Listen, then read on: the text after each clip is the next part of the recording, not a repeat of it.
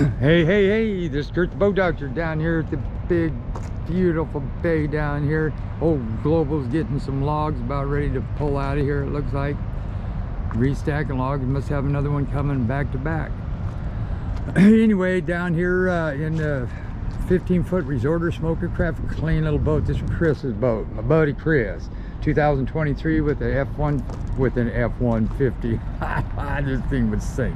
Anyway, with a 50 horse inline 4-cylinder, you got zincs on every cylinder, zincs on the block. You got 2 coats of clear, 2 coats of primer. You got stainless prop shaft, drive shaft. You got 11 by 13 pitch aluminum prop. Hey, this is a good idea too, actually.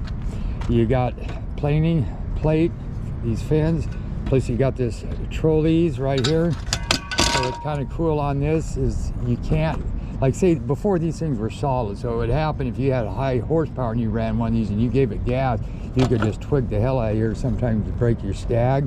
But this here, the more gas you give it, this thing will spring up. Actually, then it even helps you as far as trolling to get that right speed, because sometimes you don't have enough, sometimes it's too much. If you have too much, this will go up.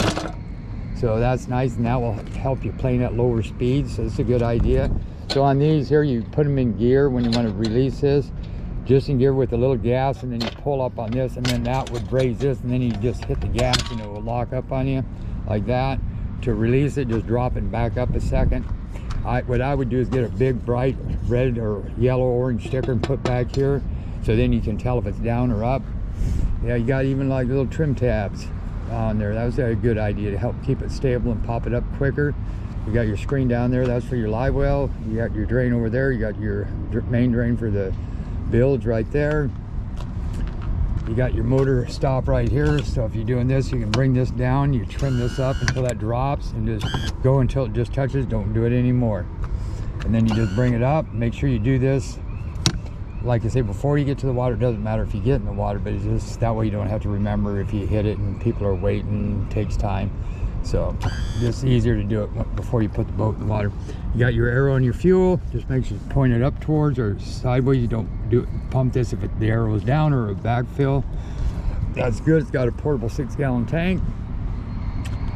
Nice little boat, clean as a whistle. And I think it only had, I mean, it was low hours. I'd say 20 maybe, if that. You got gear bath oil hub, brown good, white bad, 5 lugs. Trailer looks brand new as well.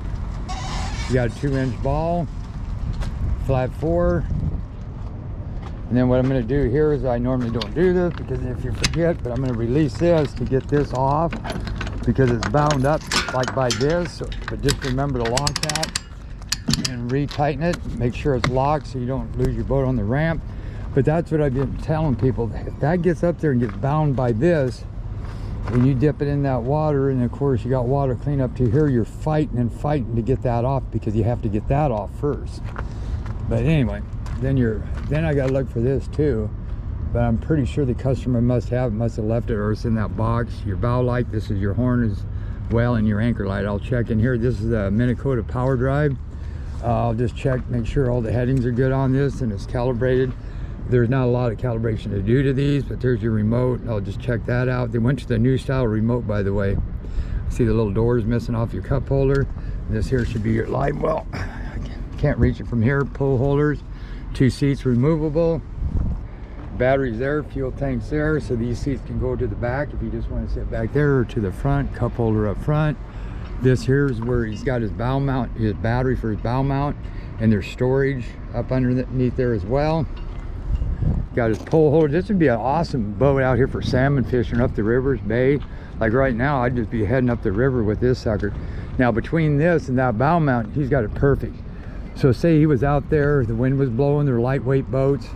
What you could do actually is put that one down, put that on a heading hold, and then if that wind wants to blow, or the back end wants to blow out on you, then what you do is you steer. You can use this motor to help you steer, to compensate.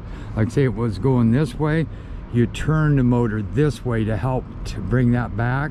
And then plus you could just start this up at an idle. Just the back pressure or the thrust coming out at an idle would be maybe sometimes enough to keep this ass end straight. If not, you just bump it in gear a little bit to keep it straight. So you got, and then you got your troll plate. So I mean, you got the best of all worlds. This should troll down just with that motor, to be honest with you. But cool boat, very clean. I'm impressed. But yeah, 18 hours on this. That's nothing. You got a tachometer, you got a speedometer, you got your bilge pump worked, your horn worked, your live well worked, your nav lights. Like I say, I'll check for those, but I'm pretty sure he must have left those at home. So I'll put the fenders on. He's got good cleats everywhere here. Yeah, nice boat. Anyway, Chris, you got a dandy here. This boat, and this is a fuel miser too, by the way. And then you got your freshwater flush. Oh, corrosion access, don't grease that, by the way. You can feel that buildup. You put that corrosion X on there, it won't freeze up on you, stops rust and corrosion, but it will be like an ice cube for steering. Freshwater flush, that's a stop. You undo that, hook your garden hose to that. Do not start the motor if you just use this one. You can still use your earmuffs. I still recommend those. But even in a lake, I would probably once a month, I would still flush it with the earmuffs for about 8 to 10 minutes tops, just at an idle. Don't rev it up when they're on the hose. Not a good thing. But I'm interested in how good this one does. This is kind of new, this style. I haven't seen those yet. So we'll see how that is. In principle, it should be, it should do a good job. Okay, Boat Doctor out.